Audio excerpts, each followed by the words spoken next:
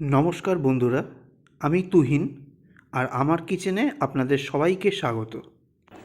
আজকে আপনাদের জন্য নিয়ে এসেছি দারুণ স্বাদের কাঁচা আমের একটা চাটনি।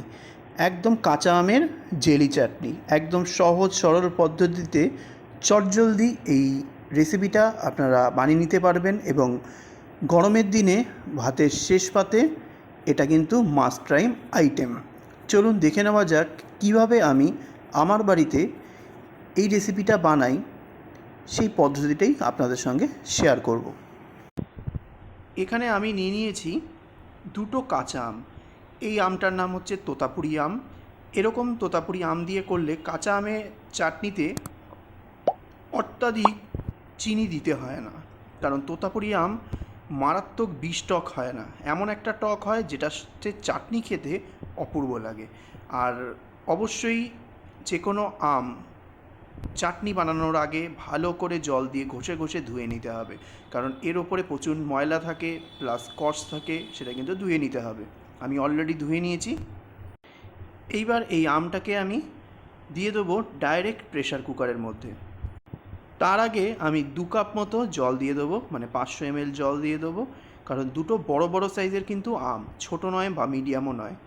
এইবার জলটা দেওয়ার পর আমি এর মধ্যে আমগুলো দিয়ে দেবো। এইবার ঢাকনাটা ঢেকে দিয়ে হাই ফ্লেমে 3টে হুইসেল দেবো, এর থেকে একটা বেশিও কিন্তু দেবেন না। 3টে হুইসেল দিয়ে দেবো।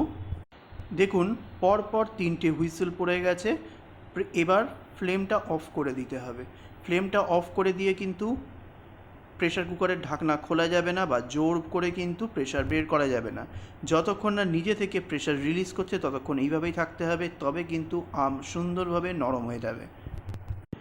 ঠিক 10 মিনিট পর প্রেশারটা রিলিজ হয়ে গেছে। এইবার আমি ঢাকনাটা খুলে নেব। দেখুন আমও কিন্তু সুসিদ্ধ হয়ে গেছে, কারণ হালকা ফেটে গেছে, অত্যাধিকও কিন্তু ফাটেনি। এইভাবেই যদি আপনারা করেন আম কিন্তু গলে জলের সঙ্গে মিশে যাবে না।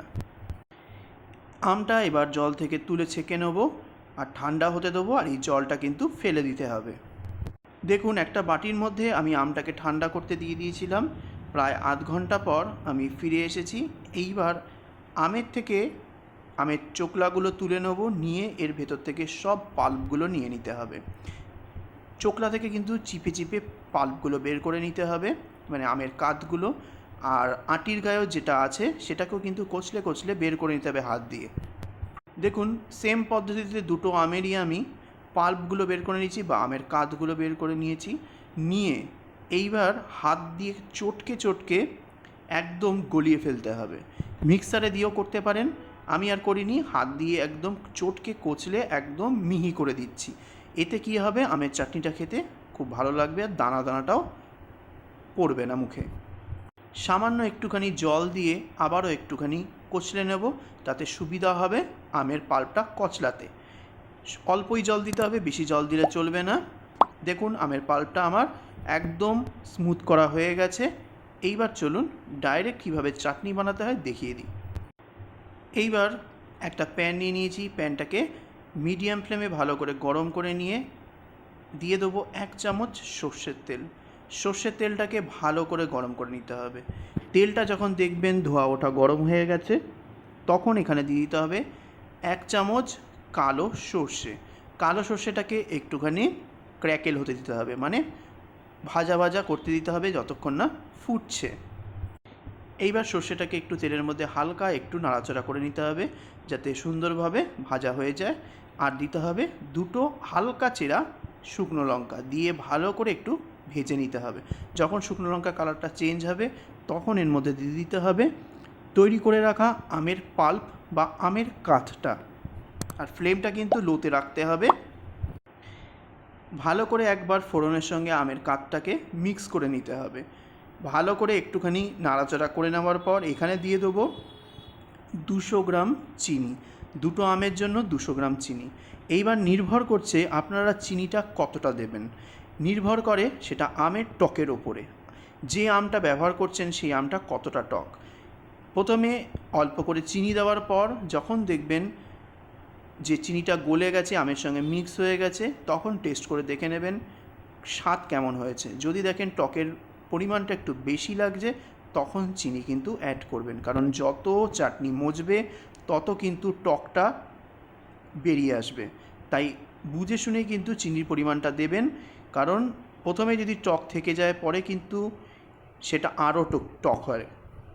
এইবার চিনি দেওয়ার পর ভালো করে মিক্স করে দেবো। দেখুন আস্তে আস্তে আমের পাল্পটা পাতলা হওয়া শুরু হয়েছে, মানে চিনিটা গলা শুরু হয়েছে, তাই আমের পাল্পটাও পাতলা হওয়া শুরু হয়েছে। ফ্লেমটা মিডিয়ামে রেখে ননস্টপ এটাকে জাল দিতে হবে, সুন্দরভাবে জাল দিতে হবে যতক্ষণ না পর্যন্ত এর থেকে জলটা বেরিয়ে আসছে এবং একটা থিক জেলি জেলি টেক্সচার আসছে। টানা 10 থেকে 15 মিনিট জাল দেওয়ার পর দেখুন চাটনির এখান থেকে বুদবুদ করে বাবলস আসছে, মানে ভেতর থেকে ফেটে ফেটে ছিটকে ছিটকে আসছে, তার মানে এখানে আর কোনো জলের অস্তিত্ব নেই, মানে ঘনত্বটা প্রচুর বেড়ে গেছে। এই অবস্থায় দিয়ে দিতে হবে 1 থেকে 2 পিঞ্চ লবণ, আর দিয়ে দেবো 1 চা চামচ চিলি ফ্লেক্স। চিলি ফ্লেক্সটা দিলে ঝাল ঝাল একটু বেশ ভালো খেতে লাগে, টক ঝাল মিষ্টি অবশ্যই দেবেন, দারুণ লাগবে। তারপরে ভালো করে খুন্তি দিয়ে বা স্প্যাচুলা দিয়ে ভালো করে মিক্স করে নিতে হবে, আর স্প্যাচুলার মধ্যে নিয়ে ওপর থেকে নিচে ফেলে দেখবেন ঘনত্ব কেমন হয়েছে। যদি দেখেন খুব আস্তে আস্তে পড়ছে তাহলে বুঝবেন যে ঠিক আছে। দেখুন খুবই আস্তে আস্তে পড়ছে কিন্তু স্মুথ পড়ছে।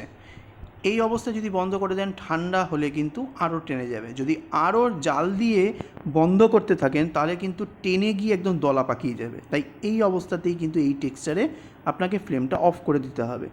রেডি হয়ে গেল দুর্দান্ত স্বাদের আমের জেলি চাটনি।